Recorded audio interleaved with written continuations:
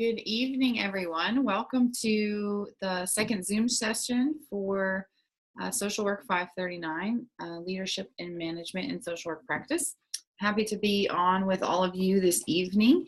And our agenda for today is going to consist of me answering probably a lot of questions about the leadership self-assessment, which is due this evening, which I think many of you have already submitted. And so I'm going to start there, but then I'm going to spend about 30 or 45 minutes going over in detail the SWOT assignment and talking about some tips for self-selecting into groups and just a little bit about that process, and then we'll wrap up with any questions or concerns about that that assignment. So where we will go ahead and start is just kind of right off the bat. Wanted to touch base. I know it's just we're a matter of a few hours away, and I'm sure that all of you have completed your assignment at this point, but I did receive quite a few questions from you all just in the last couple of days. And as you saw from my post yesterday, I did create that question and answer document based on some of those questions, as well as some other questions I've got from some of the Nashville students. So wanted to touch base with you all to see if there were any additional questions or any clarifying questions from that document. I definitely got the impression that at least one section, specifically the very last section, was a little confusing. So I wanted to make sure that you all felt good about that, and that my clarifications indeed did help you all with a better understanding of those sections.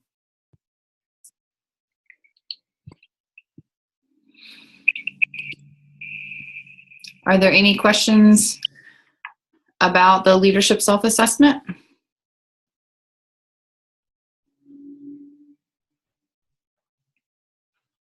Okay, well, good. I'm glad, hopefully that document was helpful.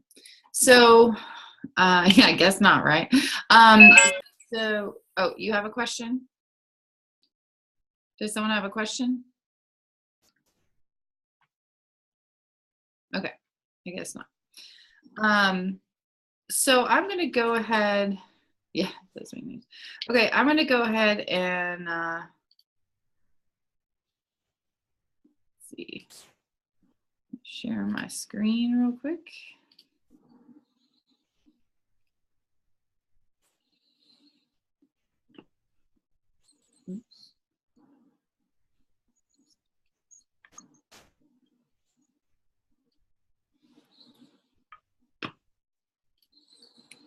Okay, so I am going to move through an explanation of the SWOT analysis process and talk a little bit about the instructions. I posted those just this morning. I imagine that most of you all have probably not had a chance to look at them.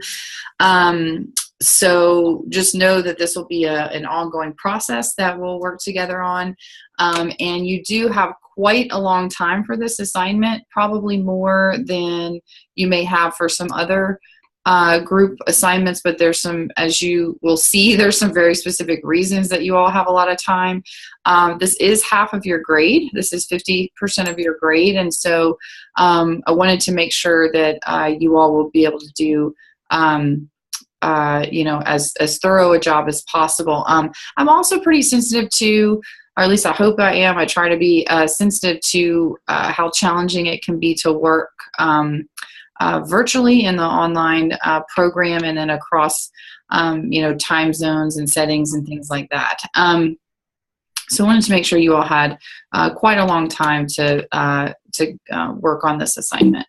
So, okay. So first things first,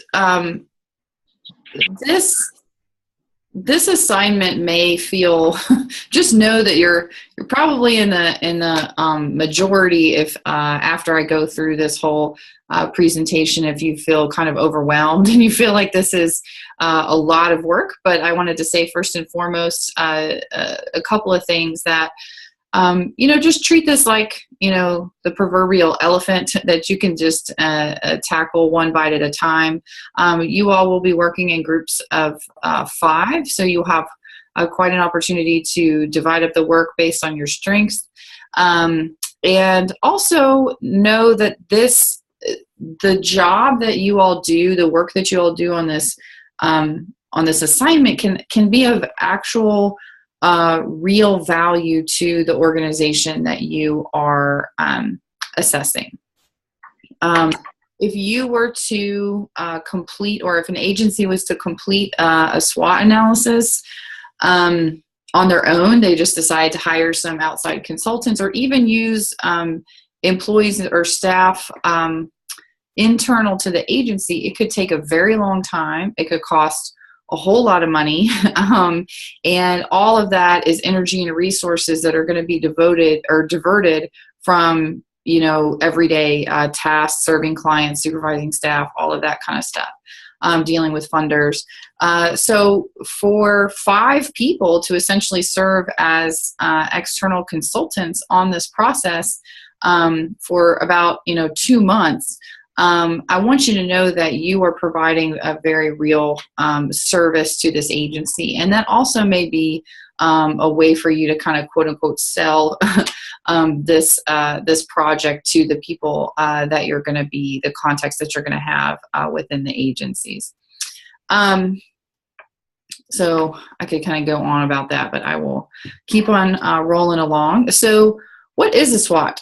And it essentially is a 360-degree view of the health of an organization. So you are kind of doing this top to bottom assessment of what is really working well for an agency and what is not working so well.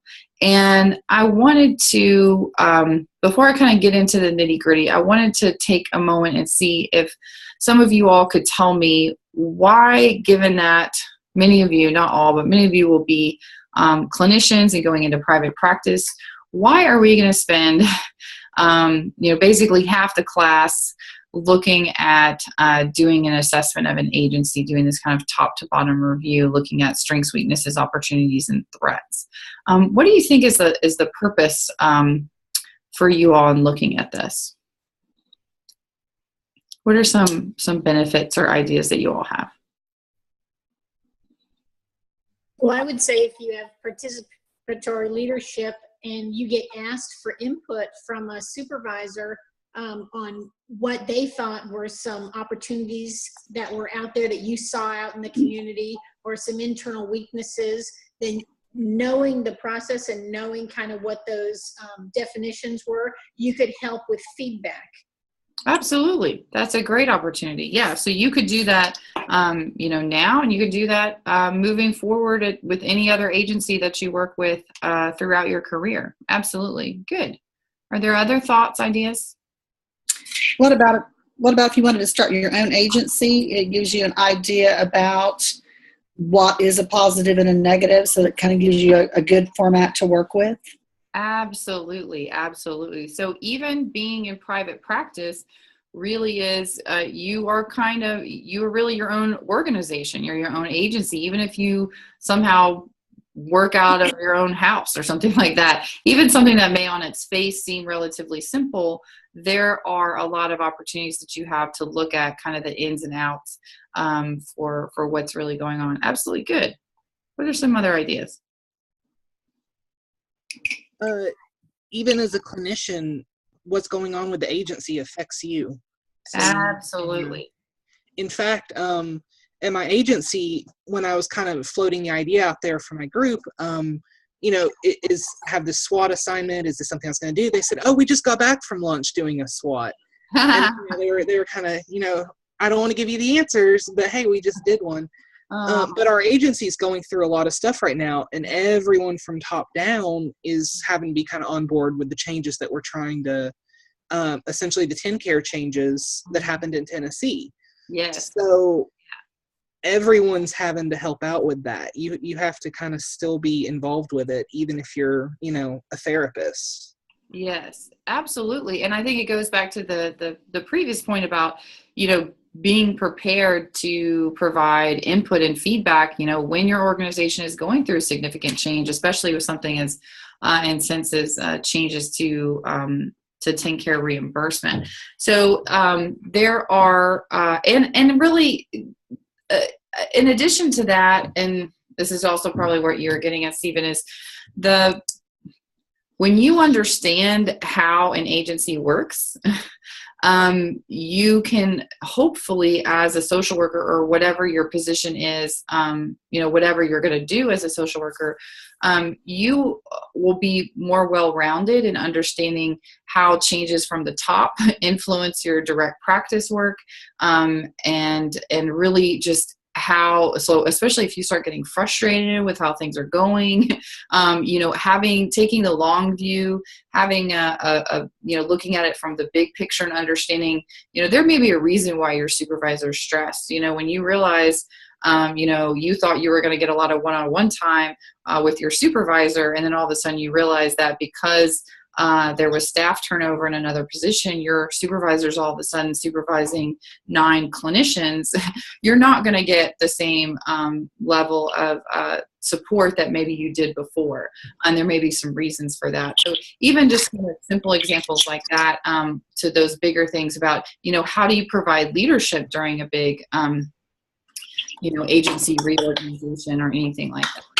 And also how to work with your own agencies that you may run in the future. Any other thoughts about how kind of why we're looking at this, why this is such an important assignment for you in your foundation year? Okay. Well, we will keep on rolling along. So one thing that is critical to remember is that the top, the S and the W, those are really the strengths and the weaknesses. That's the language that you're going to use when you're analyzing the internal factors of the organization. So what are those things going on that are specifically internal to the agency, that are acting and serving as strengths and that are serving as weaknesses? The opportunities and threats speak specifically to external factors. So you're not going to talk about something that's going on inside the organization and talk about opportunities and threats. Those are going to be strengths and weaknesses. There are 13 different domains that we'll go through that you're going to be looking at, that you really have the opportunities as part of that 360 review, the unpacking the details of the agency. And out of those 13, some are on their face going to be obviously internal, and some are going to be obviously external. And then there's this third category where some are going to feel a little gray and feel like they kind of overlap. And in that case, you are welcome and encouraged to look at those factors kind of all the way down the S, W, the O, and the T. So just know that there is some overlap, and there's also an interplay that we'll get to as we move forward. So this is not an exhaustive list of questions, but this is a list of ideas for questions that you can ask or start to think about asking your agencies about, to figure out, what those strengths and weaknesses are. And that's just very simply, what do you think the strengths and weaknesses of the organization are? What is the organization doing well? What is the best thing the organization does, and how can we build on the organization's assets? Where's the organization missing the mark? Sometimes you may think you have that, but once you really do a full review, you'll realize, wait a minute, they're really missing the mark over here. Or there's this whole population out here that they have a mission to serve, but they're just completely missing it because they don't have marketing for, in that particular, area of the state or area of the city. Our staff educated and prepared to carry out the job. That's huge. As interns, I'm sure you can already appreciate the importance of that. Is the organization managing its finances well? This is mission critical. There was an agency that I worked with that did a review of all of their Medicaid billing.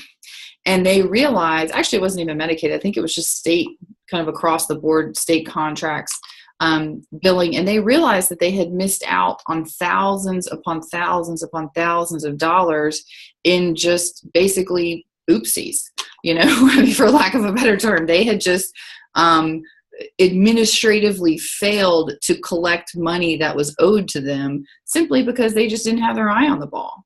And so, this analysis and review, you could potentially, I'm not saying that you're going to look through their finances in such a way and find, $75,000 in missing, revenue. I don't expect you to get to that, but you may identify some concerns or things that they're doing really well, to kind of showcase that, how are they managing their finances. So it's absolutely critical to have your eye on the ball, on how money is moving through the organization. You're also going to consider things like the organization's relationship to its clients. Are they experiencing a big, influx of referrals, so their client numbers are going up? Or are their client numbers kind of falling off? Maybe some of their referral sources are drying up for some reason. If so, why? Are all the programs offered relevant? This might seem kind of obvious, but it's an important question to ask. Some agencies have been kind of doing what they do for the last 40 years, and maybe they're really, really good at it, but maybe the need for whatever that isn't as strong as it was, 10 years ago. And they really need to kind of up their game or diversify their services or something like that. So really, asking those questions can be helpful. Strengths can be the organization's foundation for the future. So it's, we definitely want to come from a strengths-based perspective. This analysis really provides you the opportunity to think of the agency as your clients. We often think of, obviously, individuals or maybe families or couples or certain groups as our client, but this is really, macro practice at its heart, and seeing an agency as your client. And there are all kinds of factors that are going to influence the health of that agency. And this is, identifying their strengths and their weaknesses, and how those can make that agency vulnerable, are really critical. So, when you're working with a client, you're going to identify some treatment goals, some clinical goals, and potentially some behavior change. What do they want to work towards? And then you're going to identify the strengths and potential barriers to that client being successful in meeting those goals. And the same or a similar process applies when you're viewing an agency as the client. You're going to want to identify, what are those barriers that exist? What are those kind of outside influences that may impact the organization? An analysis is truly, let me back up. A description of something does not constitute an analysis. And I think that sometimes, especially with the volume of information that you're going to have to sift through, you may feel like you're answering the question by simply describing the leadership or describing the programs or services. But I'm really looking for you to push yourself and challenge yourself to truly analyze the different kind of pieces to the puzzle. And one example is looking at how internal weaknesses can be caused by external threats. So by looking at it from an analytical perspective, you're going to be figuring out, what is the interplay? Where do these things cross over? And sometimes there may be opportunities out there that, because of an agency's internal weaknesses, they can't go out and leverage because they're short-staffed, or they're not really good at going out and fundraising. So they're not going to, there's some maybe big grant or big foundation grant on the horizon that they're not going to be able to, that they may be eligible for, but they couldn't execute simply because of the way they're managing their current services or their current staff. So there's so many different examples of how those things external to the organization are influencing the agency and how the internal issues of the agency can interface and interact with what's external. So there's real opportunity for you to create a really robust product for the agency that you're working with. And this is another reason why this can be of such value. And Stephen, just backing up here, I'm glad you mentioned that. I forgot to mention at the very beginning is that a SWOT is something that agencies actually do.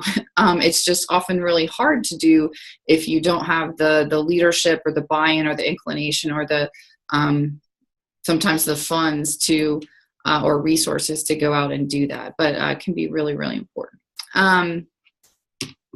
So one way that you are going to complete your analysis is by collecting hordes and hordes of information. You simply cannot analyze what you don't know. So part of this process, and really any kind of analytical process like this, is to be very, very intentional and very strategic about how you choose to go out and collect that information. And this is another opportunity why, or another reason for why I've asked you all to divide yourself up into groups based on your strengths, is that you want to have a balance of strengths that you can, lean into for, the process of collecting all of this information. Your relational people may really excel at some of these interviews with your key stakeholders. Your more analytical or strategic or kind of research oriented people may, they may really be great at doing the review of external sources. So there's a lot of opportunity that you all have to do that, and I'm going to ask you to reflect on that in your group evaluation statement that you submit at the end of the semester. So you are going to assess strengths and weaknesses through conversations with key stakeholders, and similarly for opportunities and threats. This is not an exhaustive list, but you can look to the board of directors. You can look to clients. Speaking directly with clients and essentially interviewing clients is extremely sensitive. So I'm not going to say that, put that first on your list, but I would speak with your task instructor or your supervisor at the agency that you're going to be working with, and see if maybe there's already staff or an outside of evaluator has already interviewed clients, and maybe there's some information that's already available, or if it makes sense, maybe there would be an opportunity somehow that you could talk to a client or a group of clients. But again, that's extremely sensitive and definitely, would be unethical to just go out and do that without the express permission of your instructor or your supervisor. Talking to professional staff, supervisors, managers, other referral sources. Some of you may be familiar with the importance of having strong relationships with agencies that you refer to. So, what does that look like, or what does that look like to be a referral source? So it provides an outside view of, the importance of that agency. And the same for funders. So, and that can look, can be foundation or state, it could be, or municipal, it could be any number of things. So I'll go back, I'll stop right there for a minute. Are there any other questions about this particular section before I move on?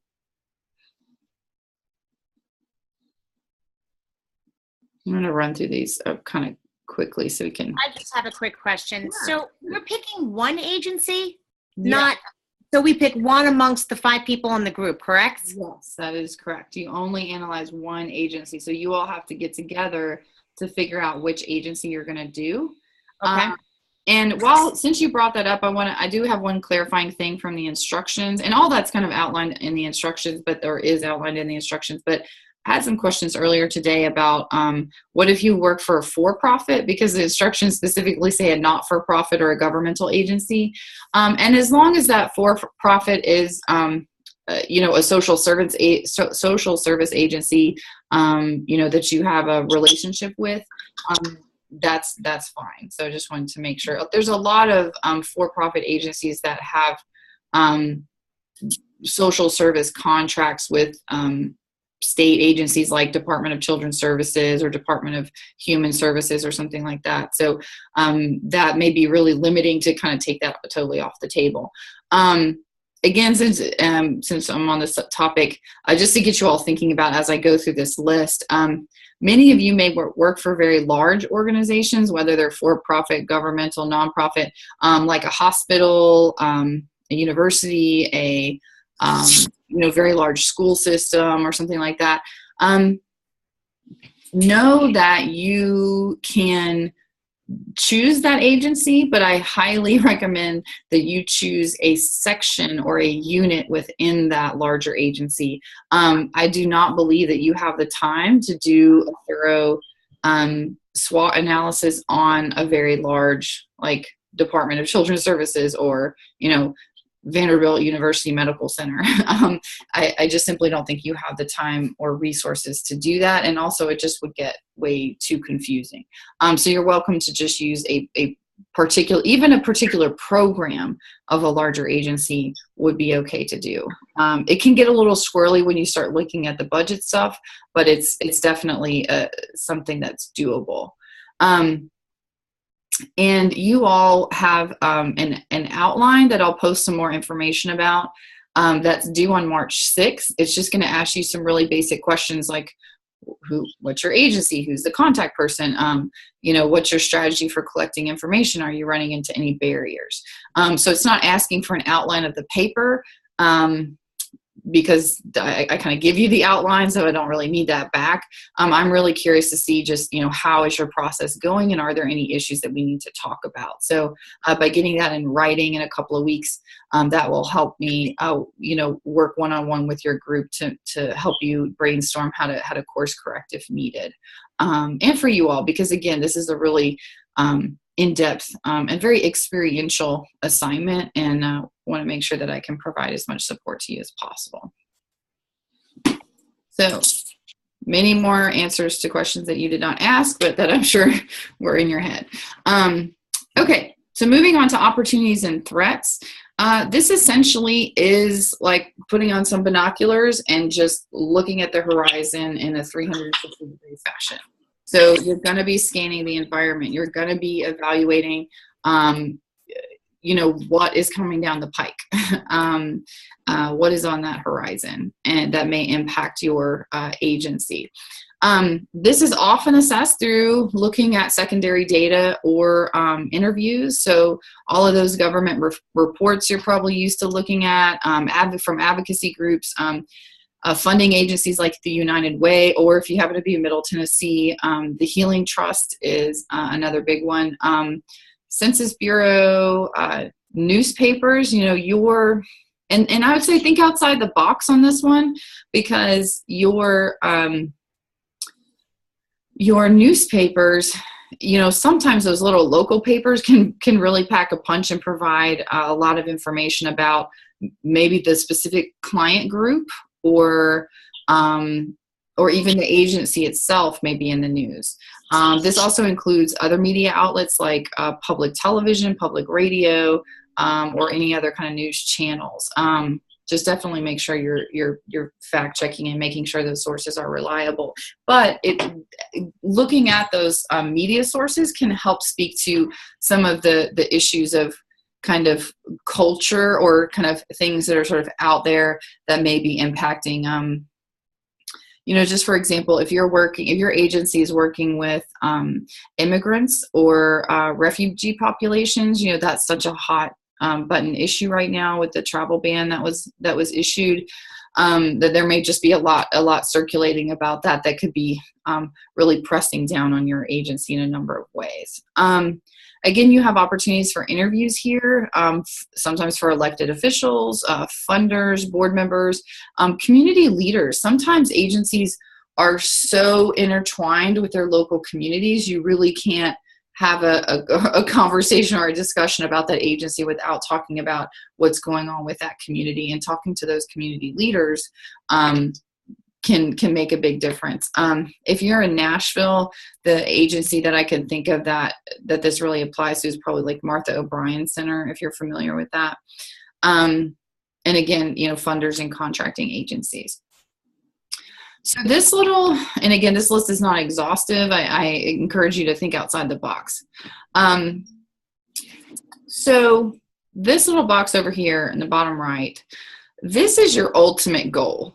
Out of the 13 domains, once you do your thorough SWOT review of all 13 domains, and we're going to go through those domains, you will make a determination about what really rises to the top. What is the most significant, strength? What are the most significant weaknesses? And what are the significant opportunities and threats? And so you will provide, and you can actually do it in this table format where it has this kind of quadrant, again, with the internal factors above the line and the external factors below the line.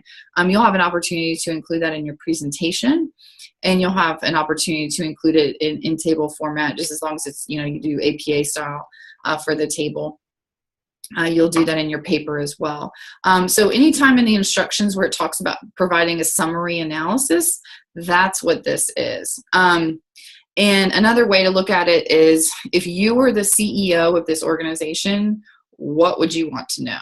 So what are those kind of top kind of most critical things you would put kind of a red flag or a yellow flag of caution about? And so that'll be really important. Kind of your 30-second elevator speech. This is really going to be your strong summary. And that's also why the analysis is so important. Some of the domains you may do a review and just realize, that, yeah, this is kind of just middle of the road, basic, kind of meh. And that's okay. So, it doesn't rise to the top. It doesn't mean that it's not important. It just simply it may be working really well. And so there's nothing to really, but maybe there are things that are working even better. So I don't expect that all 13 domains will sort of line up nicely in this sort of final summary SWOT. It's possible, but I don't anticipate that, or I wouldn't try to force yourself into that box, I guess is what I'm saying. Are there any questions about this piece?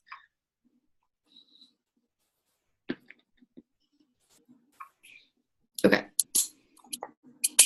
Keep moving. So again, this list of questions is not exhaustive, but just to get your thinking on this kind of channeled. So what changes in public administration are expected? I know here in Tennessee, obviously not all of you are here, but our governor is going to change over pretty quickly. So what are we starting to hear about that? What do we anticipate about who may replace our current governor? Are there, and even just the new administration at the federal level is, already having major impacts on social services. So, what does that look like? What do we anticipate for the future? Expected reductions or increases in funding. This can come along very suddenly, or maybe it's been building for some time. Are there even whole new funding sources, new foundations that have popped up, new grant opportunities? Are there newly recognized community problems or crises? This can really vary from state to state, from kind of geographic area to geographic area, and population to population that you work with. Like I mentioned, the immigrants and refugee communities, LGBT communities. There's a number of different ways that this could be relevant. Another thing that's important is to look at what the competition is doing. Your agency may have a flat out monopoly on something, in which case there simply is no competition, and lucky them, they get to kind of set their rates, and the MCOs just kind of have to deal with it. Or, maybe you work at an agency where there's really, really sharp competition out there, and it's kind of one of those things that's sort of ever present. What's X, Y, and Z agency doing that's down the street? Or maybe there's a new agency that's kind of coming on my turf, and I'm worried that they're really big and they're corporate, and I'm worried they're going to buy us out. There could be a lot of variation on this across your groups. And just flat out, is the organization competitive? So maybe it's in a competitive environment, but maybe it's not doing so well. And just kind of generally thinking about, what are the changes that are happening that could help the organization fulfill its mission or undermine the organization's progress towards achieving its mission. So kind of what is out there that's going on that they can leverage, or what may be a potential threat. Any questions about opportunities or threats?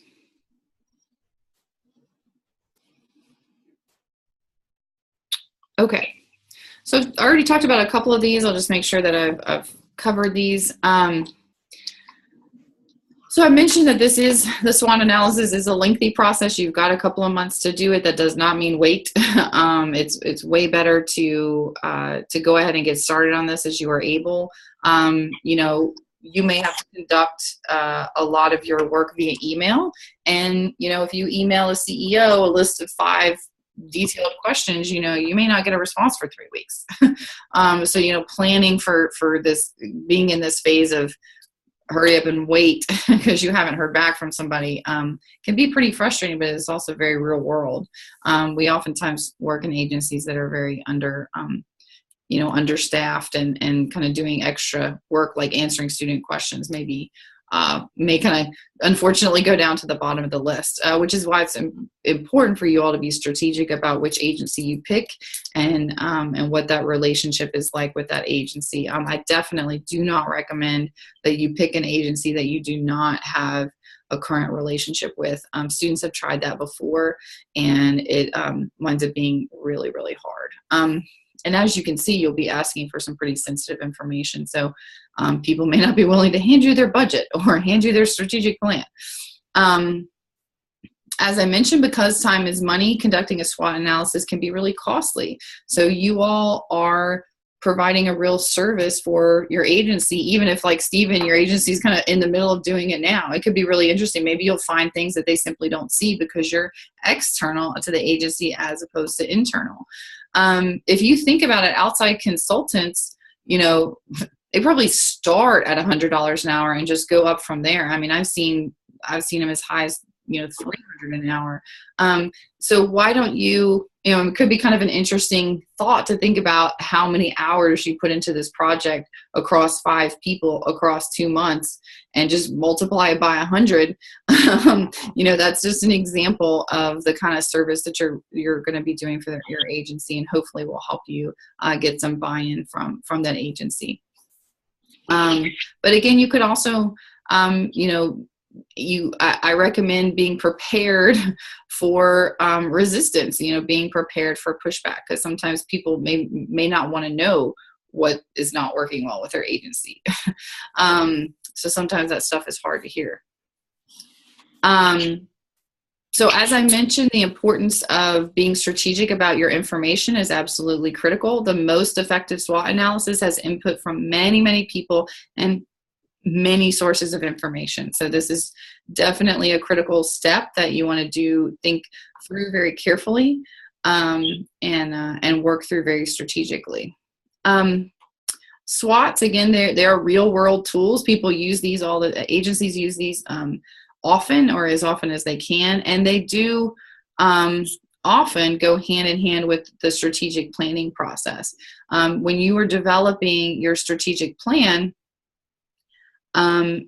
it would be really helpful to kind of know what's working well and what's not working well, because then you can or you can shift your priorities or shift your focus for kind of where that needs to go based on what you find in your SWOT analysis. So just kind of touching base back around this whole idea of having an outside consultant. So all of you, even though you have one person who's going to have a relationship, you're going to have 4 people who probably don't. So they're going to be able to provide some fresh eyes. So, and sometimes people truly do hire some outside consultants. So let's talk about the benefits and drawbacks of that. Can you all tell me some of the benefits of using an outside consultant? What would you say they are? Well, there's a lack of bias, hopefully. Okay, so objective. Yeah. Yeah. What else?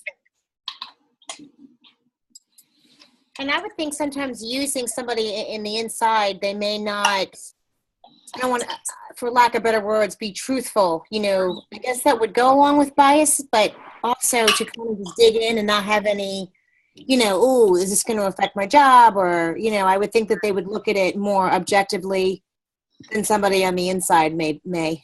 Yeah. And maybe kind of everything in between that. Yeah. Yeah. So when you really can be totally objective, you can probably see things that you just simply can't see if you've, been at the agency for 10 years. That whole idea of, when you're in it, it's hard to see things. So there could be some real benefits to having that real objective view. What would you say are some of the drawbacks of having an outside consultant? Why may this not be such a good idea or as effective as using internal ones? Well, maybe perhaps you would have to train them on what you're doing and how you do it and why you do it certain ways. And it's just a lengthier process to try and get them up to speed before they can do the analysis. Yeah, I mean, you may just simply not have the language to even really understand.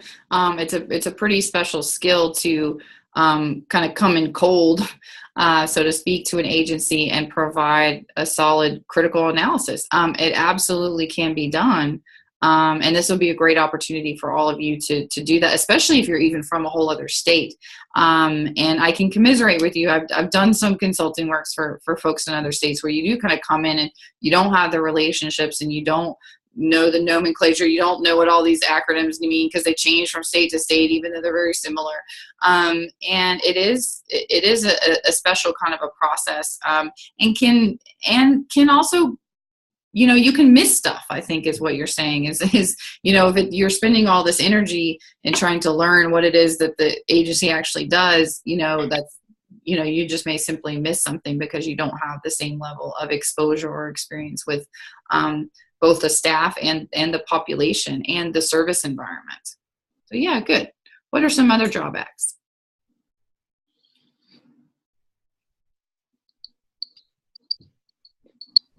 Being exposed, opening up to, someone else. Right. I don't know you. Why am I going to tell you my business? Yeah, exposing your agency flaws. Mm-hmm. Kind of airing the dirty laundry, right? You may get some resistance. And so, like we said, you can't analyze what you don't know. So if people don't tell you stuff, you're not really going to know it. So, that's important. So being strategic, allaying people's fears. People may think, oh, you're going to come in and tell my boss that we don't need my position that he just created that I'm now in and I'm feeding my children with. That's a very real concern. So I think being open, being transparent about, this is a student process. You have no control over, what your agency is going to do with that. You're going to share it, and that's that. But just, I think being open and being truthful. Sometimes being an outside consultant may yield even more information, right? I mean, many of y'all will be clinicians where you will have people come in and as total strangers tell you things that they may not tell other people. So there is a certain level of anonymity. So I'm just reading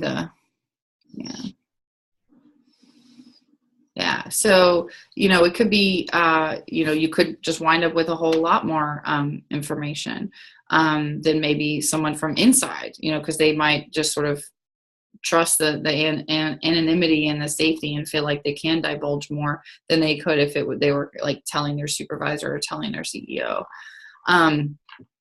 But, so I expect some variation across agencies with that.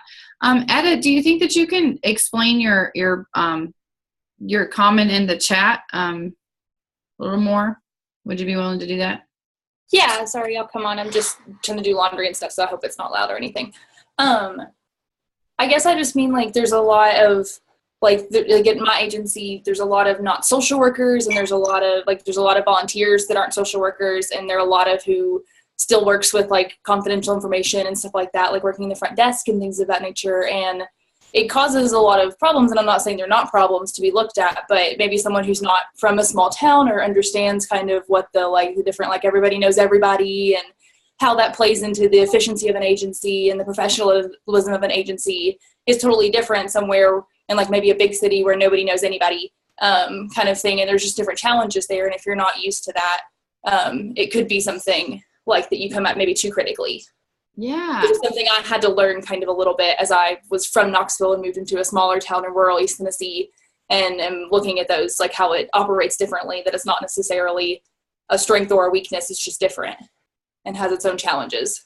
Yeah, that's brilliant. Thank you for bringing that up. I think that reinforces the need to be analyzing this just as you would with a family, right? You're not imposing your and this is a little tricky when you start getting to the agency level, but I think it's still an excellent point to consider is, you're looking at this information through a culturally sensitive lens, and things like the geographic location, the population that is served, the population that works there. There are some agencies that are essentially client run, that the people, I think of like, NAMI, for example, you pretty much have to have a mental illness in order to even work for NAMI. So you have people with mental illnesses, even if they're in recovery, some of them are, some of them are not, working, for and on behalf of people with mental illnesses. So, if you kind of came in there, thinking one thing and it may look a different way, it's just simply just different. It doesn't mean necessarily that it's good or bad. So being attentive to those issues would be really important. I had one time where I was doing some consulting at a state I'd never even been to before, and I was in a room with 60 people, and they kept on referring to this certain part of their state using a certain word, and every time they said the word, everybody laughed. And it was so obvious that there was some sort of inside joke that somebody from outside the state just was not going to understand. And I definitely had to play catch up, and it wound up being something that was critically important that I would have missed had I not asked for clarification, had I just sort of made an assumption about what that word meant, because it was a relatively common word, but it had a very specific meaning for that state, for that agency, for the people who lived and worked there. So kind of operating, not making assumptions, asking clarifying questions, being sensitive to cultural issues, absolutely critical. Thank you, Etta, for that. That was helpful to hear you explain that and relate that experience.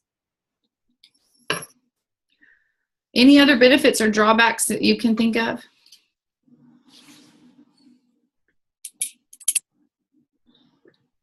Okay. All right, well, let's keep rolling along. All right, so so now that I've said everything you're gonna do, what exactly are you gonna look at? So the organizational characteristics that your SWOT will talk about, and all of these are reflected in the assignment instructions and in the rubric. So we're just gonna go through these one by one, and please go ahead and just stop me if you have any questions, and I'm going to continue to ask you guys some questions on this. So we talked about some of these a little bit already, but you're going to look at the social, political, economic, and technical trends, or even technological trends. These are things that are going to kind of be on the horizon or that are happening right now. And these are really going to vary from agency to agency, state to state, community to community. And so you're going to probably have to look at a pretty wide variety of sources to get at what some of these trends are. So stakeholder expectations, tell me, what are some examples of stakeholders? What do I mean by stakeholder?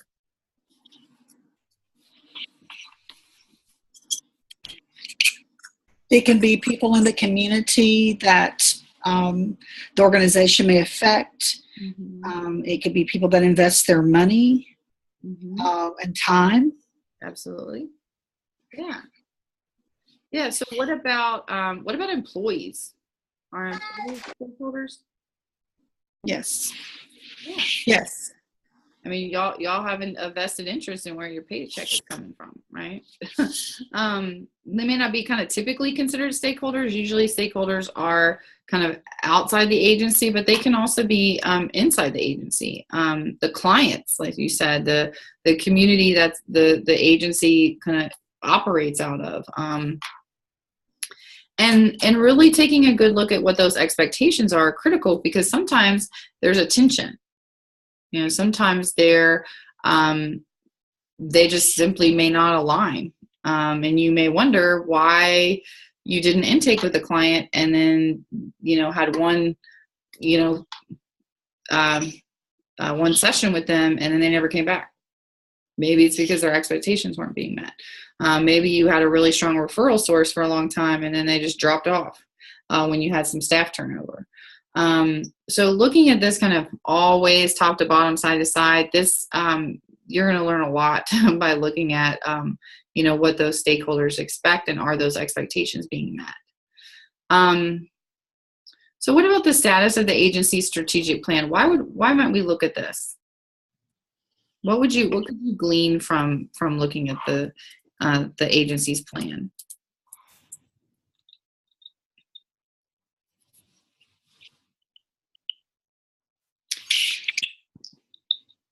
Are there students who have ever worked in a strategic planning process?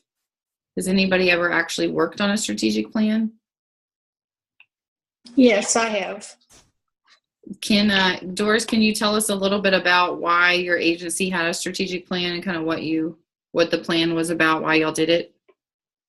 Well, I mean, it was significant. It was with the military, and it was based on closing organizations and the impact on all the facilities, all the medical support that would impact closing down the organization and moving all the soldiers, and how we do that.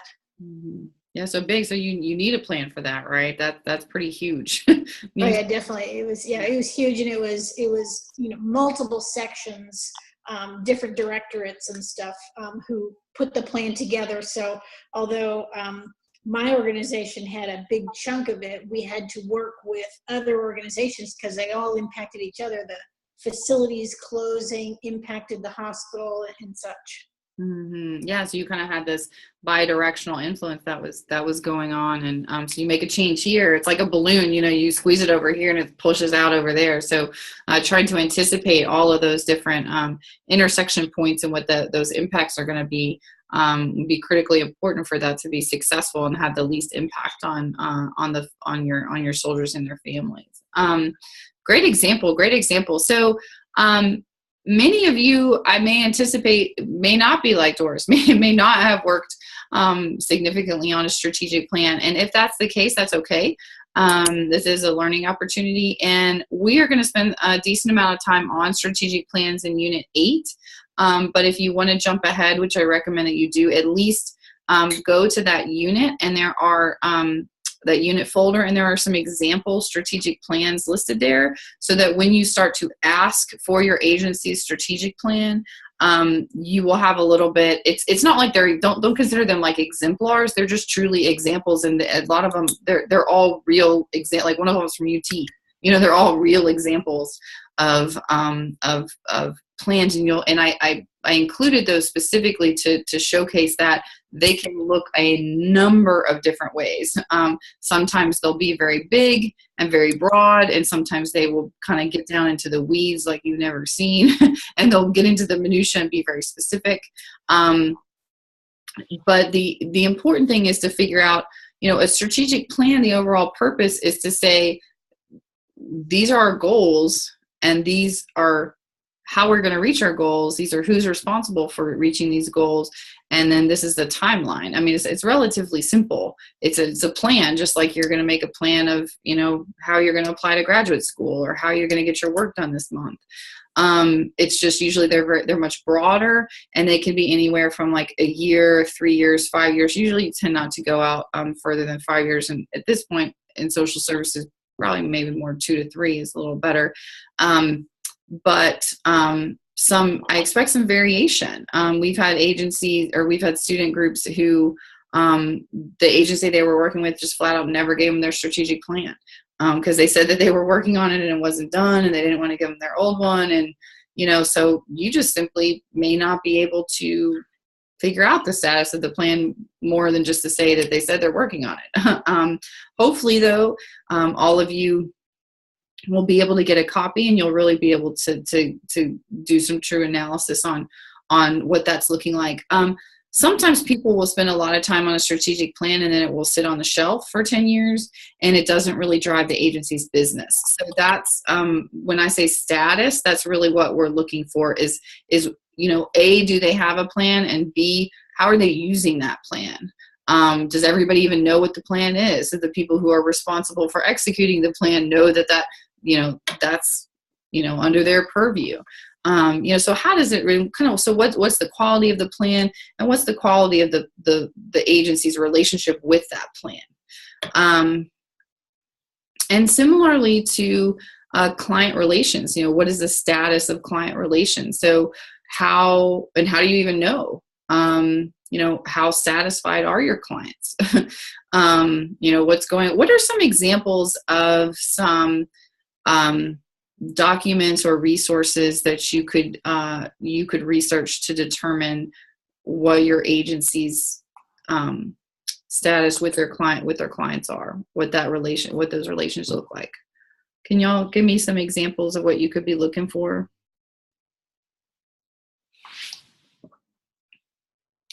Well, I work in education, so I work with the PhD and graduate program at the University of Knoxville, and we do have a strategic plan, and what we look at is how many of our students graduate. Do they graduate within a certain amount of time? And if they do graduate, how successful are they in the job field? We keep up with all of that different type of analysis. Yeah. So you have some reports to look at. Yes. Maybe some surveys. Somebody mentioned surveys. So there may even be some testimonials that are available on your agency's website. When I first came, or in the annual report that a lot of nonprofits have to submit or have to generate an annual report, and sometimes that includes testimonials or other kind of information or reporting on clients. And a lot of times, a lot of clients absolutely loathe completing those surveys. If you receive funding from certain agencies, they will require you to have your clients fill out satisfaction surveys. Maybe something that's relatively common across your sites, and you can determine that 70% of your clients are very are somewhat to very satisfied with their services. You also could even kind of look at the inverse and look at no call, no show rates. If your agency tracks how many people kind of come in the door and then never come back, or come inconsistently, that may be a example of what those relationships are, the status of kind of what's going on with the clients.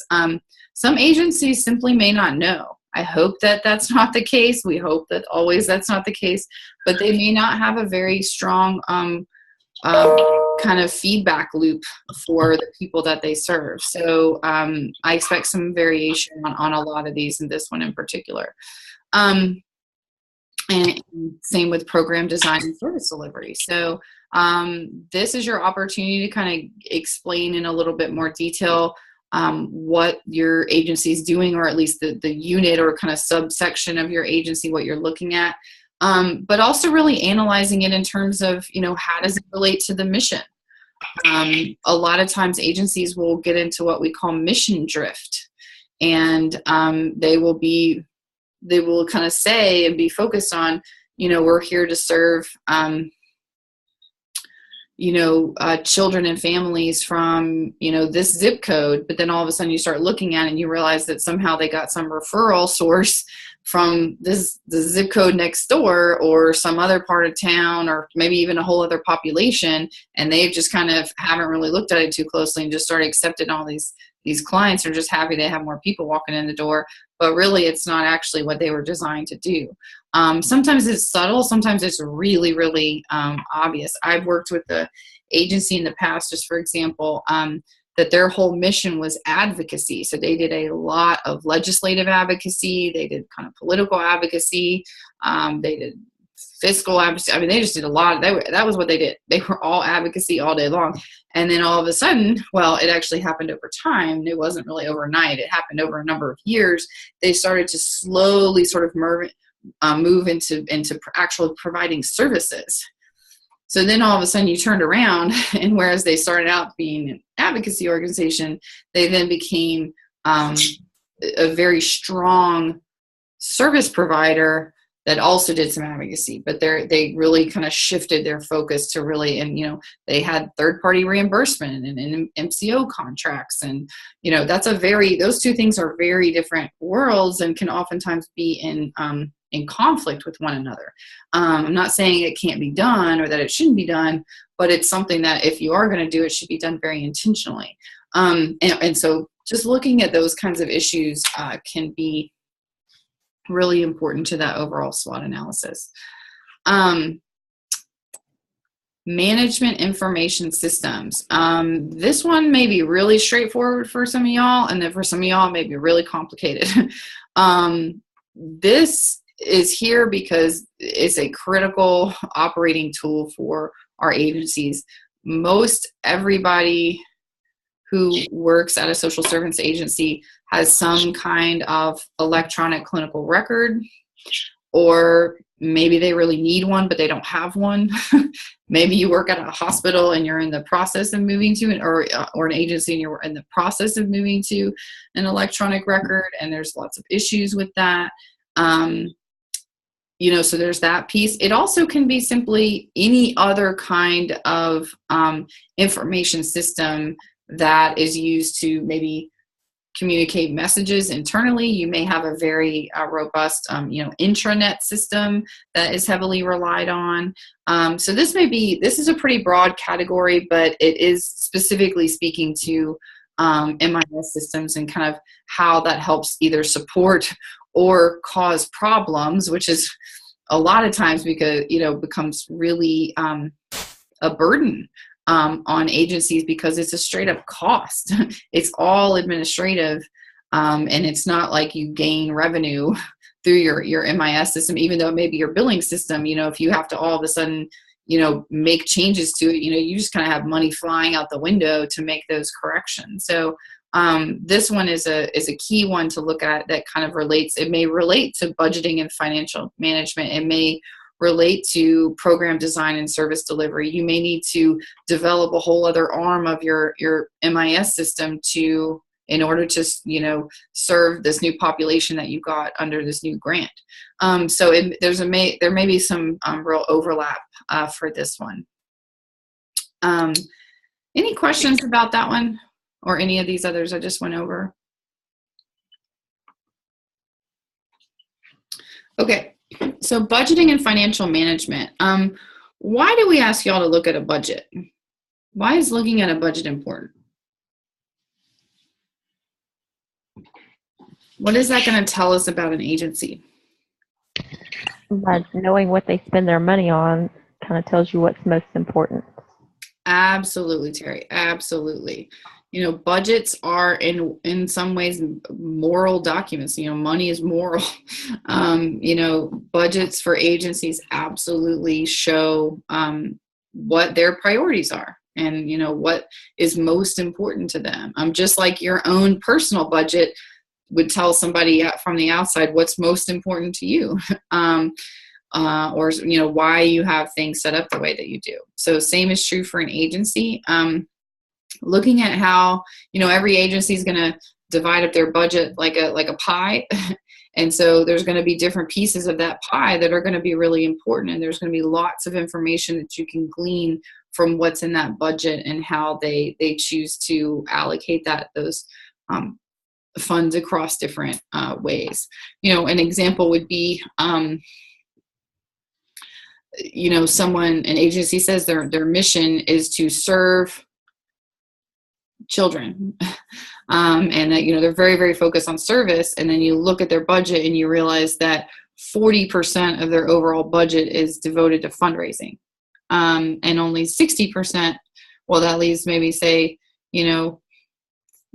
45% for services, and then another 15 or wherever my math is on that for administrative costs. So all of a sudden, you realize, like, wait a minute, you're focused on services, but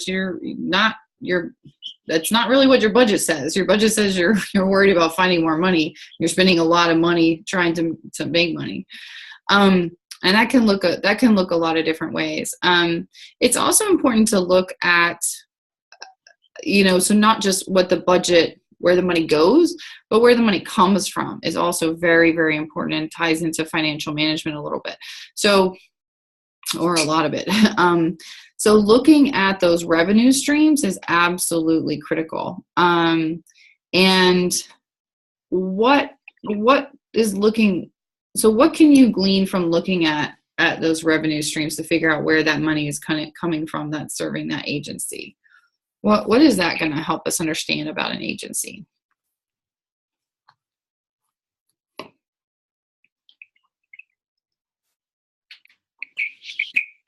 You said where the money is coming from? Where the money is coming from, yeah. And kind of how, and like how many funding sources they have. Well, I think it would depend on if a lot of it is soft money and grant money, then that's an agency that may only be in service for a short amount of time, versus if there's hard money, it may be there longer than that. Or if it's grant money, how well can people write grants, and how many grants can they write, and can they continue writing them? And so I guess what you're asking is that. Mm-hmm. Yeah, I mean, it can tell you a lot about the stability in the potential future or potential concerns.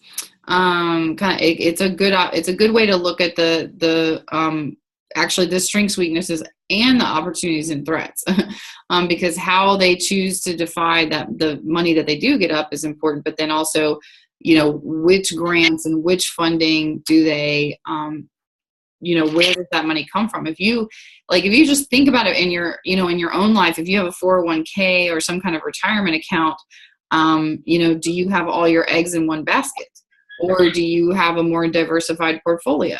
So, thinking about that, it's like you can kind of apply the same logic to an agency. So, for example, if you look and you see that 70% of the agency's funding comes from one state contract, what would happen to that agency if they lost that state contract, which is always a possibility? What would happen?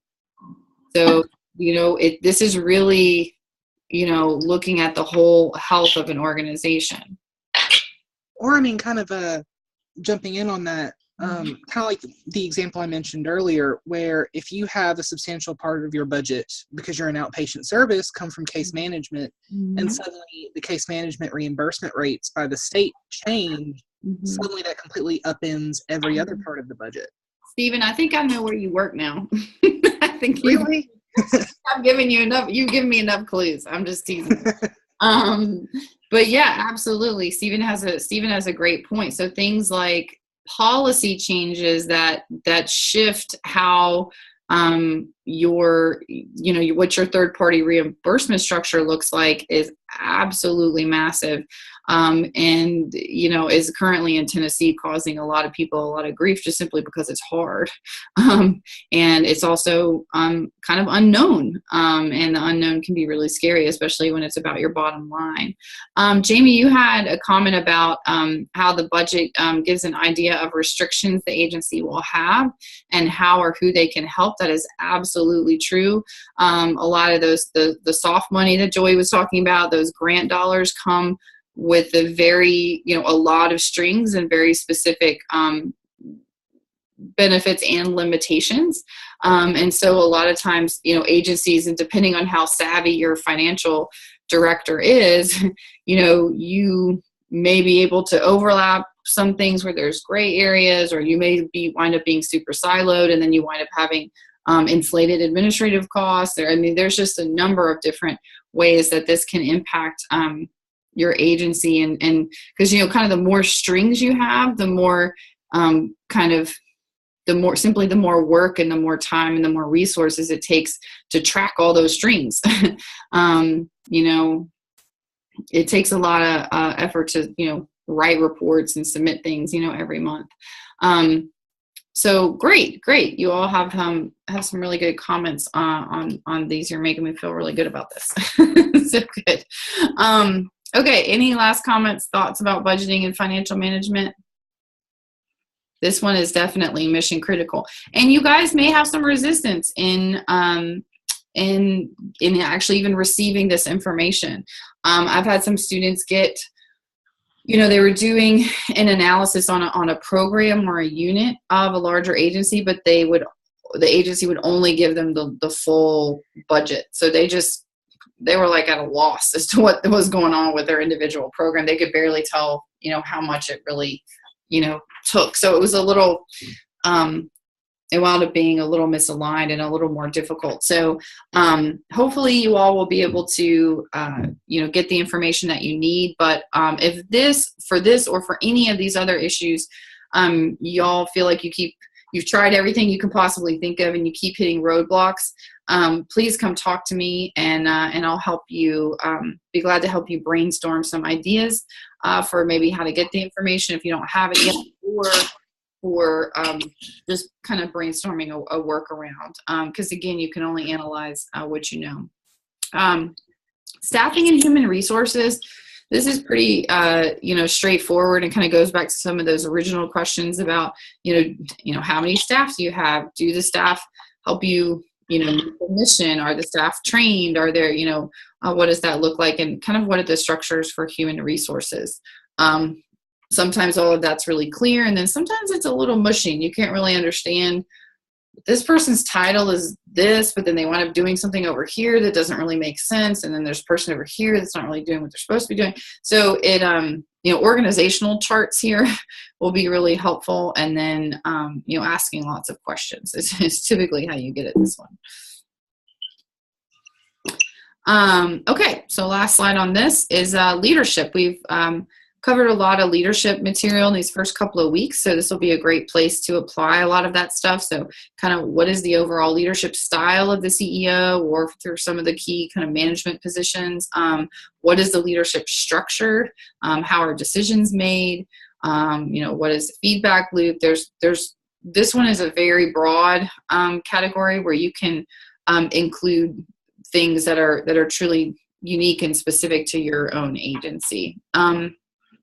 Same with organizational culture and change.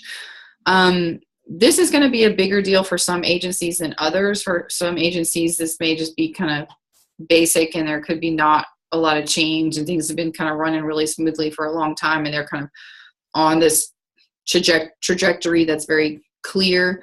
And then some organizations, and kind of Stephen talked a little bit about how sort of chaotic things were. They were doing their own SWOT because of all this big change. This can happen for a number of reasons. It becomes significant through things like the getting whole new grants that mean that you can almost like over the next year have to, increase by a third the number of people that you're serving, but you don't yet have the staff on board to serve those people. Maybe some major paradigm shifts that your kind of new leader coming in wants to employ. Things like some that may be common for some of you all, like there's been a lot of shifts towards trauma-informed care kind of across the board in many areas, and that's a lot easier said than done. True trauma-informed care is extremely difficult to actually achieve. I mean, you have to be super intentional, and it hits at every single level. And so if your agency is trying to go from kind of not really much at all, maybe a few little trainings here and there, to like you want to be a trauma-informed care agency, that's a very long walk, and may create a lot of shakeup within the organization, especially if there's resistance from staff that have been there a long time, or and it doesn't have to be trauma-informed care. It can be kind of any major change or focus of an organization. So again, this could really vary between organizations.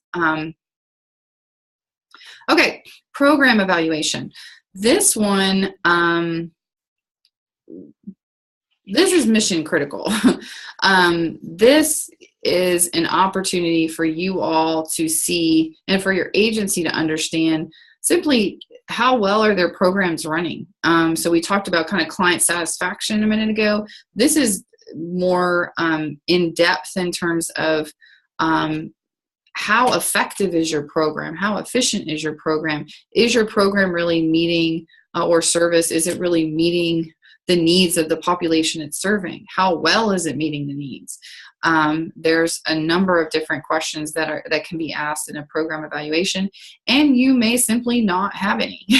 Your program evaluation, especially if done by an external evaluator, is very expensive, and some of the agencies that you assess may be just practically non-existent.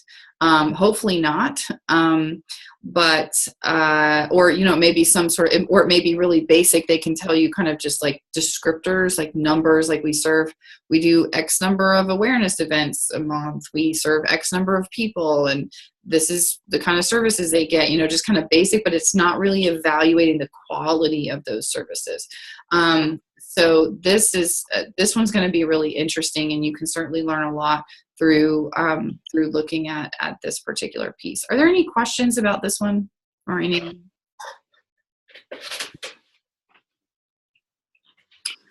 Okay.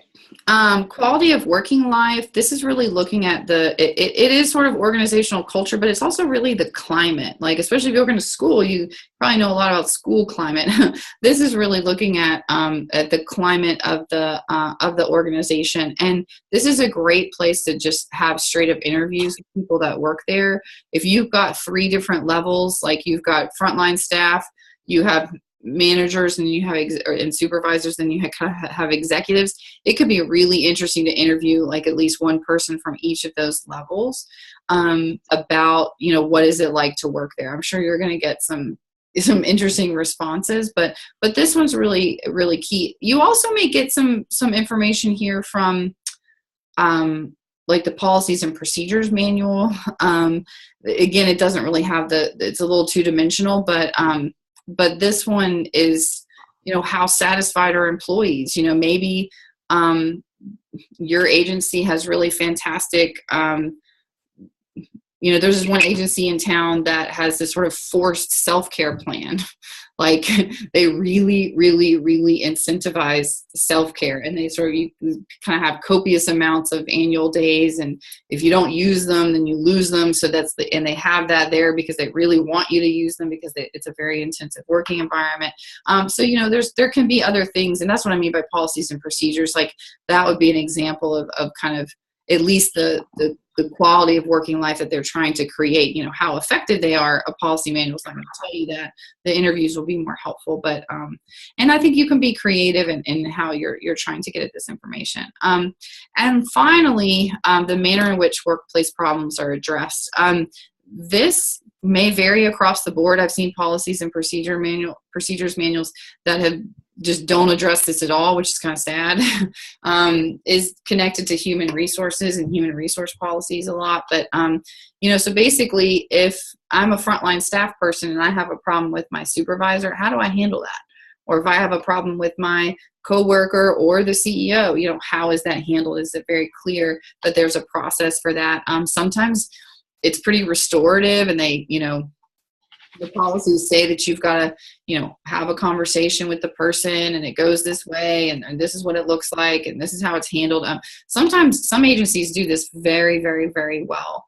And I would imagine if they do, they have a lot of longevity with their staff. But some agencies don't attend to this at all, or very poorly. So this will be a great place to analyze this piece, and also how does it relate to organizational culture and quality of working life and leadership and all those things. So that part can be pretty interesting. Okay, so those are the 13 domains, or I think they're 13. And again, these are reflected in the instructions. Are there any final questions about this piece before I get into some of the instructions? Okay. Well, I'll finish up our time today with just a few details for you to anticipate about how this is going to go moving forward. So by March 6th, you will be submitting a outline, and again, I'll post some more instructions for how to do that. And I think that many of you may have already formed into groups But if you have not, or if you have already formed and you don't really feel like you have a balance of strengths, then that will be really important. So everybody on, everybody, can you hit mute? Can y'all hit mute? I hear lots of weird noises. Thank you. Everybody has posted their strengths, their top 5 strengths online, and so on the discussion board. So the purpose of that was for you all to self-select into groups, and I want you to make sure that you have a really strong balance of strengths across your 5 group members. And you should all work, it should be 6 groups of 5 is what we should see at the end. And the 4 domains that you want to balance over are executing, influencing, relationship building, and strategic thinking. And so sometimes folks will have, one strength in all 4 domains, but for most people, they're clustered around, 2, like relationship building and strategic thinking, or executing and strategic thinking, or something like that. And yes, and I agree, Terry. Influencers seem to be the very lowest number of strengths for social workers. I don't know if it's because we're not in marketing or we're not in graphic design, banking. I'm not entirely sure why that is. But the social work students I have worked with, typically the vast majority of strengths will be under relationship building, followed by executing, because I think we're in graduate school and we've got some real high achievers, and strategic thinking, and then influencing is from just a sheer volume standpoint, there's just not as many. And so if you want, and because of that, although there's 30 of y'all to kind of work with, so I'm hoping that out of the 6 groups that you will have somebody with at least 1 influencing strength. But for that particular reason, if you wind up with like none, I'm not going to get too worried about it, just simply because it may be hard, but please do make that an overall goal. So yeah, some people try to snatch those people up. So let me just see what else about that. Okay, so there is a document under the instructions called Team Strengths Profile. So you will be asked to complete that profile. It gives you an opportunity to say at the top. Share. Okay. The Team Strengths Profile gives you an opportunity to show what all of, just kind of what that constellation of strengths looks like across your group members. And that'll just be something that you submit with your outline, as well as your final paper and presentation. So again, the reason for that is because, this is an experiential assignment. So you're going to be really leaning into those strengths, and hopefully dividing up your tasks based on those strengths. And really, I want you all to attend to, I want you to be paying attention to how this group process goes, because your group evaluation statement that you will submit individually is going to ask you all those questions, and all those questions are outlined in the assignment. So that's going to say, how did you leverage your strengths? What were the limitations? What would you do better in the future? How did your individual strengths contribute to the overall group process? Things like that. So going ahead and knowing that that's going to happen, and making sure you can, really address that through that process. The group evaluation statement will be helpful, and is really kind of part of the assignment as well. So the outlines due March 6th. So because we are online, and there will be 6 groups, we will not be doing presentations like during a Zoom session. I'm going to ask you during the weeks of April 10th and April 17th to do one of 2 things. to schedule, the first thing is to schedule time with me to do your presentation. Your presentation is only going to be about 15 to 20 minutes. And that's outlined in the instructions as well. So it's not a huge, time commitment to schedule time to meet with me, and we'll do a Zoom session just like this. Y'all will screen share and take turns talking and do your whole presentation live. You can do that. If that for some reason is not possible, plan B is for you all to do a Zoom session and record it. Just like how I record these lectures and post them. There's a little bit of an extra step that you all will have to do in order to get those video files to me. They're too big to just email. But if that's the course that you all choose because you're in, Guam and Germany and the time zone just simply is not going to work out, I do want to allow for some kind of a accommodation for that. So if that's the case, I will let you know what those specific instructions are for getting me that video file. You essentially have to post it on the a website, and it gets and I access it a certain way. So it's not that complicated, but it is an extra step and takes a little bit of time. So that's the task with the presentations. I definitely expect them to be, creative and interactive and use graphs and all that kind of stuff. But the instructions are in the rubric, and the presentation is 20% of your overall grade for this assignment, and the paper is 80%. So just kind of know that going forward. And then your group evaluation statement. It influences your grade. I would like for you all to be in groups by the time you submit your SWOT outline on March 6th. If you can go ahead and form your groups before that, that's definitely ideal, because it only gives you like a month to do this assignment, which I think it's intended to be about 7 or 8 weeks. So Chelsea, you have a great question. Are there any people who are not in a group yet? If there are people who are not in a group, please go ahead and email me, or go ahead and make an effort to get in a group over the next couple of days. And if you're still running into some issues, let me know. But again, you should have there should be 6 groups of 5, because there's 30 of you total.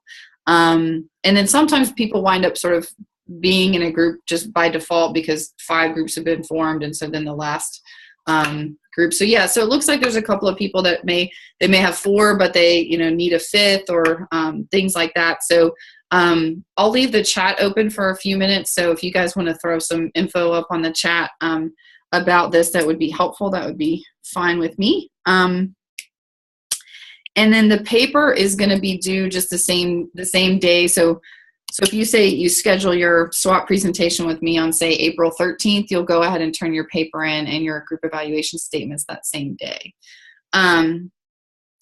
So I think I've covered everything else in the written instructions. Again, I'll be posting some more information about the specific SWOT outlines. But are there any other questions? Because we've got about 2 minutes left in our class today. Are there any other kind of burning questions or issues about? I have a question about the video, the Autonomy Mastery video. I couldn't pull that link up. Oh, okay. Sorry about that. I will look into that. Okay, thank you. Need to make a note. Thanks for letting me know.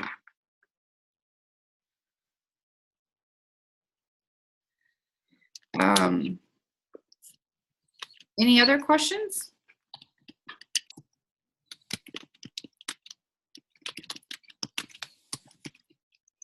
Okay. Well, thank you all. Everybody get your emails from the chat. I'm going to go ahead and stop recording. I hope you all have a wonderful rest of the week. Email me with any questions, and I look forward to seeing your outlines on March 6th and to reviewing your leadership self-assessments.